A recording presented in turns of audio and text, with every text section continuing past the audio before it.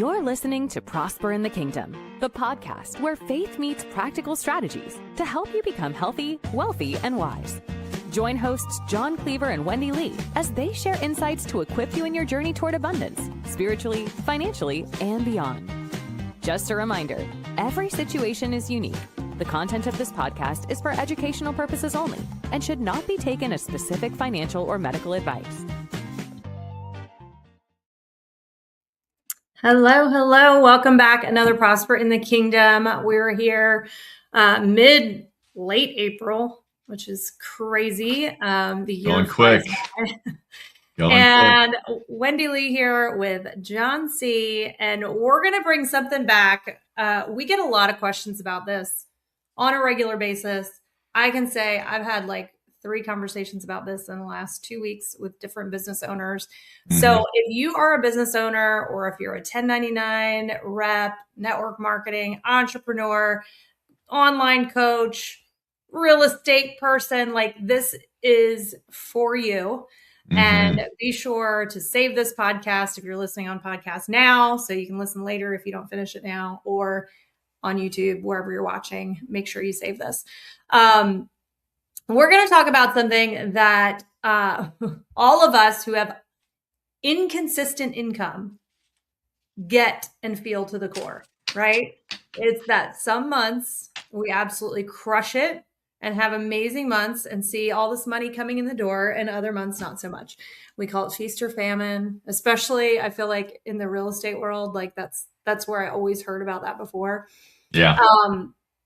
But we want to dig into that today and give you a solution that you can grab hold of to help you not feel that constant instability that comes with inconsistent income. Yeah. If I can just jump in on that, I mean, that's something that, you hit it right on the head. It's that inconsistent income. It's the feast or famine. It's the roller coaster ride of, hey, I really need to have something happen. Money wise, and then everything's great. And then all of a sudden it just kind of falls back to, oh man, what am I going to do? And so it's this constant ball of stress. And that's where a lot of people, go get a real job. And what they mean is go get a steady paycheck, and you can create your own steady paycheck. And like you, I've had a lot of conversations coming up on this as going into tax season and stuff like that, people trying to prepare better for 2026. So I'm glad we're doing this again. Yeah, when you don't have a system for your money when it comes in the door, and like you said, create that stable paycheck for yourself, then you're in a constant state of stress. And I know this all too well personally. And like I said, have had, some real heavy conversations about this recently as well. So we're going to talk about what we call the money split I can't even get it out of my mouth. Money split system. Say that 10 times fast. Oh my gosh. I don't know why that was so hard. But it is a way to bring some order and clarity and peace to your finances, especially again, with that inconsistent income. So, yeah. And I think what Wendy was trying to say is it's simple, right? We're all about keeping things simple. Money does not have to be complicated. And so that's why we're bringing it to the table. But this is something that as I was going through my entrepreneurial journey, I realized quickly that you have some really good months and you have some months that are like, okay. And what typically I've seen in working with clients, I know Wendy, we've talked about this in the past as well, is, our clients that are in this cyclical feast and famine mode will run to their credit cards to help make ends meet. And then when they make the bigger money the next month, they pay off their credit card. So it's this constant ebb and flow of financial stress that, it doesn't need to be there, just quite simply. Most people think they have an income problem because of the feast or famine, right? But it's not that they have an income problem. They have a system problem, right? And, in the big month, the spending goes up, they're patting themselves on the back, they're buying themselves on that extra stuff. And then the slow months, that stress knot just hits their gut going, oh my gosh, it's already the 21st, 22nd, 23rd of the month. What am I going to do? And that cycle keeps people stuck because it creates this mentality of ebb and flow stress, right? And, going back to scripture again, that's the book of instructions, right? God is not a God of confusion, but of peace. Most people's finances, and we talk about this literally every day, is total confusion. So if your income is unpredictable, right, your system better not be. That's good. Yeah, and listen, John's gonna get into the heavy duty detail here in a minute, but one of the very first things, I actually have met with a couple entrepreneurs recently who are like literally clueless as to how much money they have. And they're just, one of them was like, oh, I have 4 businesses, and all these deposits. And at the end of the month, I have no money left. And I'm like, well, how much are you bringing in from each business? She's like, I don't know. I'm like, well, how much are you spending in each business? I don't know. Right. And what happens is so many times, especially new entrepreneurs or ones that just have never taken that step to get organized, we throw everything into one checking account. Okay. In fact, I've just launched a few new agents on our team. And one of the first things I said to them is get a separate bank account for your business so your first deposit can go in there. One of the first things we have people do in our back office is they set up their banking information where they get their deposits. Set up a new bank account. And listen, you guys, this does not have to be a business checking. You don't have to have an LLC. You can just create a separate bank account. And that is your first move, okay, to get organized. If you haven't done that yet, stop running everything through one personal account because it becomes complete chaos and it's deceitful. Because I know when I started in network marketing and all of a sudden, my goal was to make $500 extra a month. And by my 3rd month, I was making a couple thousand extra, which is awesome, right? Well, I was working a full-time job and making that extra income and putting it all in the same bank account. Well, I felt like I was loaded, right? For a couple of months there. I'm like, oh, look at this. Making it rain up in here. Right? So I saw, $5,000, $6,000, $7,000, $8,000 in one bank account. I would pay my bill, but then I would just spend. And then guess what happened? A company convention came up and everybody's going to convention and you have the tickets and the hotels and then you want to buy a dress and right. And so this was a quote unquote company expense, right? Like this was a company expense, but because I put all of my funds into one basket, I'm then pulling it from my personal account. And then all of a sudden I have no money left after I pay my bills. And then, like John said, then you have this next month that you're playing catch up from the month before. And it's all just because you think you've lied to yourself and you think you have more money than you do when you stick it all in one account. So the first thing you've got to do is create what we call a receiver account for your business income. That's where all your business income, your 1099 income, all of it lands. And that is where you get to start to break it up and take control. Because if you are mixing this all together with your personal funds, you are never going to get ahead. You're never going to know what to pay yourself, when, how much, any of that. So that's the absolute first step. Yeah. And that's really, kind of the control center, because you can't, and I've done that when I first started making the side money. You think, I'll just throw it in my regular account. It's not going to be that much. And what happens is you start making bad decisions on a small scale. As you grow and that income grows, those small mistakes continue to grow with it. And then it's total chaos. You don't know what's going on. You're robbing Peter to pay Paul. You don't know what's business. You don't know what's, your JOB, your W-2 income and things like that. And it creates a lot of chaos that you have to unwind.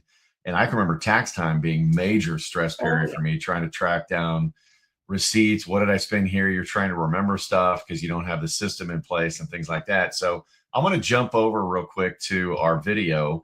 And for those of you on the podcast, I'm going to walk through this audibly so you'll be able to pick up quite a bit. But, again, as Wendy said, you really want to have that receiver account. And it does not have to be a formal business checking account, right? It can be just a personal account that you allocate for your business funds only. And this is your receiver account that we talk about. And I don't care if you have 1 income, 2 income, 3 incomes, or, whatever, all of your income is going to go into that account. Okay. This is not your W-2 paycheck. This is your side business, your network marketing business, or maybe you're doing real estate or something like that. But again, you want to keep it personal. Now, if real estate, for example, is your full-time job, you may think, oh, I'm just going to put it in my personal account. I would still encourage you to set up the receiver account so you can keep those business expenses or that business income separate. And I'll show you why here shortly. Okay. Because that's kind of where the magic happens, right? So as you're bringing in this income, all the income streams are going into it. Whether you have, you're doing books on Amazon, you've got an Etsy store, whatever the case, maybe you're also doing some stuff on eBay or, network marketing, you're in multiple things, whatever the case may be, all of those different income streams are going into this receiver bank account. Now, what you want to do is allocate no more than 50% towards your personal income. Okay. And this is a little bit of a challenge at first. It's like, well, I don't know how much I'm going to make, right? Well, let's start small. Wendy gave an example of $500. Okay. So let's say, okay, well, I'm going to make $500. Do I think I can do 1,000? Let's do 1,000 because it's an even number, right? So we'll do $1,000. I want no more than $500 coming out of that for my personal income. Okay. Mm-hmm. And this is going to help when you budget and everything else, because now okay, how much is coming in? It's going into that one account. So that's easy to pull up now. How much your business is making, right? And you don't even have to use QuickBooks or anything like that, or don't have a bookkeeper yet. So you just pull up, this is what my business has made, gross income, right? Not net, but gross income. So allocating 50% of that towards your personal income and cap it out at that, right? You want to put 20% back for taxes. So many entrepreneurs forget to do this. They think, oh, it's not going to be that big of a deal. I'll just pay it at the end of the year. And the next thing you know, you've made, $20,000, and then you have a tax bill due for that. And, Wendy and I both live in a state with no income tax. There's 8 of them out there. So if you're like that, find one of those to move to. But the majority of people in America live in a state with state income tax. Mm-hmm. So you may want to do a little bit more than 20%, especially if you're in, California, New York, somewhere like that, where it's a little higher. But you want to have a separate account. Mm-hmm. Again, this can be just another personal checking account. Some banks, I will tell you, are going to charge you for each of these accounts. They have minimums and things like that. That's why I don't use big banks. I love my credit unions. Credit unions, they show love, and now they've got it set up where you can use ATMs basically anywhere. And a lot of them have reimbursement for ATM fees or whatever. But again, this doesn't have to be an account you're going to use every day with the ATM cards and things like that. But, you want to have your personal income going to your personal account. Majority of you already have that set up. And then 50% cap there, 20% tax allocation. But then you want to allocate what's called reinvestment in the business. Okay. And what is that for? Well, it's for marketing. If you want to pay for ads on Facebook or things like that, again, not out of the gate, but you want to have a budgeting for marketing. This could also be used for the company trips and stuff like that. You've got your annual conventions and things that come up. So allocate, 10% of that to reinvest in the business. So half the money coming in from your income streams in that receiver account, you're going to allocate to personal income. 20% is going to be set in your tax account, and then 10% to be reinvested in the business. And real quick, real quick, I like to call the income. I want everybody to start calling that your revenue, right? Your revenue versus your income. Your revenue is the money coming in the business. Your income is what you're paying yourself. So 2 different things, and start thinking that way. Because a lot of people say, you'll hear coaches online. They're like, oh, I had $100K month. They're talking revenue. Okay. They might have spent 95,000 of that on ads, right? That's not income. That's revenue. So making that distinction, I think, is important. And then to your tax point, y'all, even if you don't think you're going to pay 20% in taxes, we've said, oh, everything's a write-off. Like, I don't care if you're writing off everything and you wind up being negative, at the end of the year for your business, still put away that tax money. And guess what? If you don't owe taxes, you give yourself a bonus that year. But that's right. Put it away, because I learned the hard way. There you go. That is not fun to deal with. So, basically you're dividing all this out. So right now we're sitting at 80%. Well, what do I do with the other 20%? Right. Well, that's really where, this is what's going to set you free. Okay. As an entrepreneur, set you free from worry. If you're in a job, this is what set me free from my job where I actually got to fire my boss, so to speak, and go full time in my business. But that's the war chest is what I call it. Some people call it a reserve fund. I like the war chest because, you're out there and you want to make sure that that 20%, now that's not going to go into a separate account. You leave that in your receiver account, the business bank account that we talked. Okay. And what happens as you start leaving that 20% in there, it's going to start building your reserves. This is your war chest. Okay. So money comes in, that revenue comes into your business from all the different streams. It goes to the receiver account. 50% goes out to your personal income, not 50% of the account balance, 50% of that pay cycle that came in, whatever that commission was, right? 20% of that commission is going to go out to your tax allocation account. 10% is going to be into your business reinvestment account, right? 20% is going to remain in there for your war chest. And what happens over a very short period of time, let's just say $1,000 is our monthly expected commission. And let's just say for argument's sake, that's what we're hitting, right? Well, that means that every cycle that happens, every month that happens, $200 stays in there. Okay. And that account continues to grow. After 5 months, we have an extra $1,000. And so we have a month of revenue already sitting in that receiver account. So if I have a bad month, right, where I don't do anything, it doesn't matter because I have money in there to pay out. And so what happens over time is that starts to multiply and magnify, right? And as you start to build up the war chest, use your own judgment. Once you get to a point where there's 6 months of reserves in there, you can stop putting, leaving money in the war chest. Maybe you shift that over into more reinvestment in the business is how you grow a business, maybe a little more personal income. I would never have my personal income as more than 60% though, just because of the fact that, I don't want to ever go back to that feast and famine mode. It gets very, very stressful. Yeah. So, this is how you manage and work the system, the money split system. And I would say, go ahead. No, go ahead. Even with that 50% income, I would put a cap on that. I know you've done this, John, where, you're making more than than you need to in your business to pay yourself 50%. So what is that once you get, this is for the higher level people that are earning more. If that 50% personal income and you're like, hey, I don't actually need this much. I'd rather really grow my business and invest and, scale. Like, let that personal income cap, not just at 50% or whatever you need to pay yourself. Like if that's $10,000 a month, right? And you are one of those people that bring in 20, 30, 40, 50,000 a month, that 10,000 a month that you pay yourself, don't go above that, right? If you don't need to. And then, to John's point, that receiver account, you have that war chest built up in there. So if you do, God forbid, have a network market. I've had this happen a lot in my circle, and it had to happen to me where a network marketing company stops paying you, right? And that was the consistent $4,000 to $6,000 a month. Well, now that war chest can take over while you build that back up again. So that's how you create that consistency. Yeah, and that's a big freedom piece. And I know some people are looking at this, because we're a biblically based company, right? We're teaching biblical principles. Well, I don't see anywhere in it for the tithe. Well, again, I'm not tithing on the revenue. That's the company revenue. What I'm tithing out of is my personal income, what you're taking as that personal income. So that's where your tithe is coming out of. So it's in there.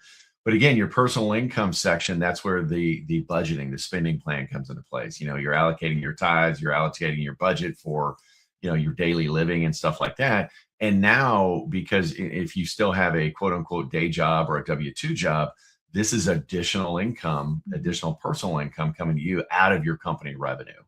So to break it down, fairly simply, let's just kind of recap. So step one, you're going to create those 3 separate bank accounts.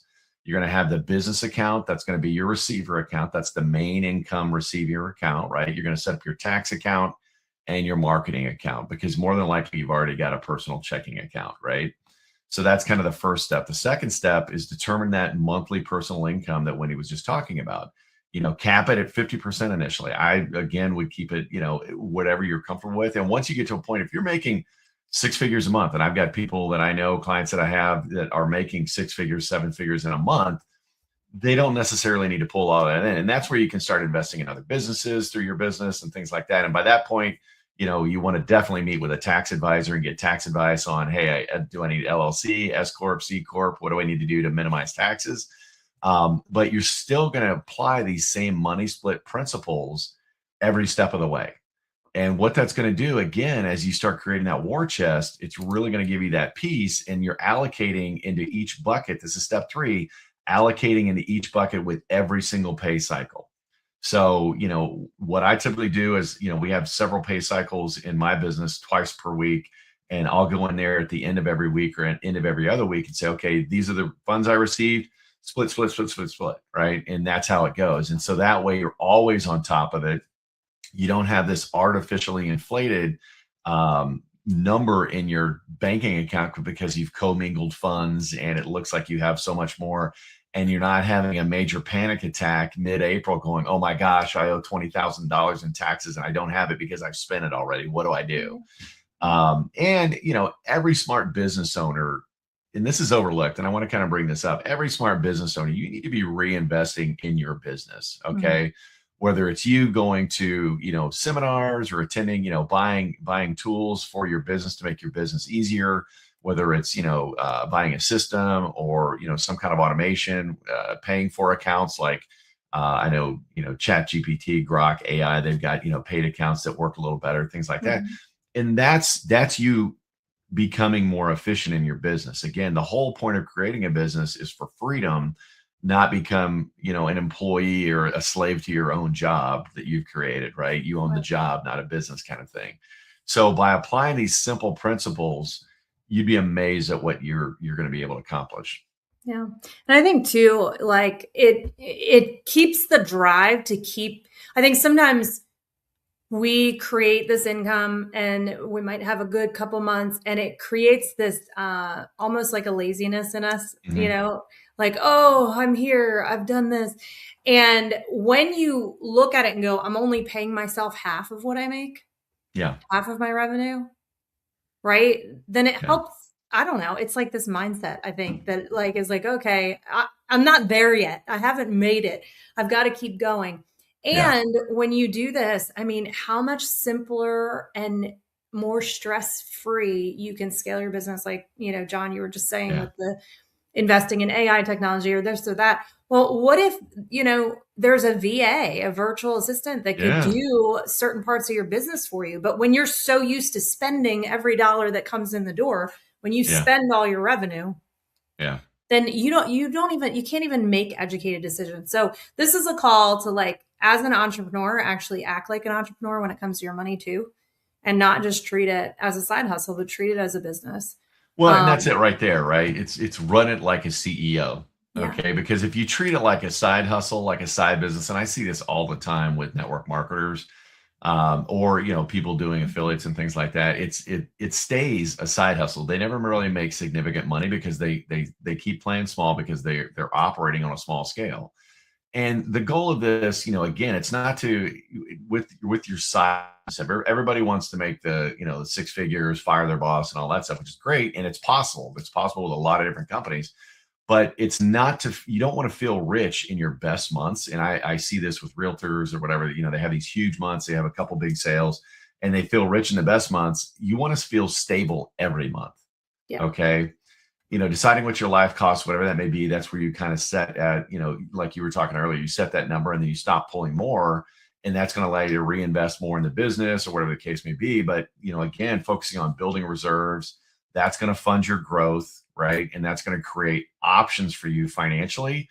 And that's where you start playing like, the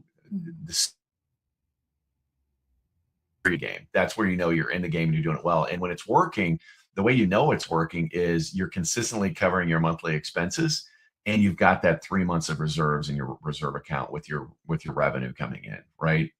And that's when I did that, and it took me a few months to kind of get it going and things like that. But once I got it in place and stuck to the system, and now it's I don't want to say it's borderline religion, but I mean, I follow it to a T, right? Your stress drops. Okay. Your confidence rises in your business. Decisions get better. When you have hiccups in the road, you're not reacting. You're not in panic mode. You're simply pivoting because you know you've got time, like you said, and I've had friends too that lost major six-figure incomes literally overnight because comp plans change, things like that. You don't go into this panic spiral, right? Yeah. So, okay, well, we've got, I know we've got this set up because you set the system up and now it's working again. Out of Book of Proverbs, the plans of the diligent lead to abundance. And that's the plan. Yeah. Well, it's good So you stuff. want to close this out? Yeah, I would just say, listen, go open that bank account right now, right? It's not about having more money. It's about getting a better system. And listen, we are called to be stewards. And if you're not a good steward of the revenue that comes into your business, do not expect to be blessed with more, because all it's going to create is more chaos and more stress. Right. So that money split system is going to give you control. It's going to give you clarity, and it's going to give you peace. So it's going to help you get off the roller coaster. And like John said, it's going to take a few months. It's not going to happen right out of the gate. And sometimes there's going to be times where you're like, I'm not able to do it exactly right. Just like when we teach people about their spending plan, you're not going to get it right out of the gate. But start implementing. And if you can't hit those exact percentages today, make a goal. Get those percentages as close as you can. Say, here's where I'm starting. And every 3 months, I'm going to increase the amount I'm putting back, for each of these things, and decrease how much I'm paying myself. So if you are ready to get your finances in order beyond just knowing where to put your money when it comes in the door for your business, we want to encourage you guys, go to safemoneyroadmap.com. We will do a free financial review. The other piece of that is that income that comes to you. What then? So we want to help you with that as well.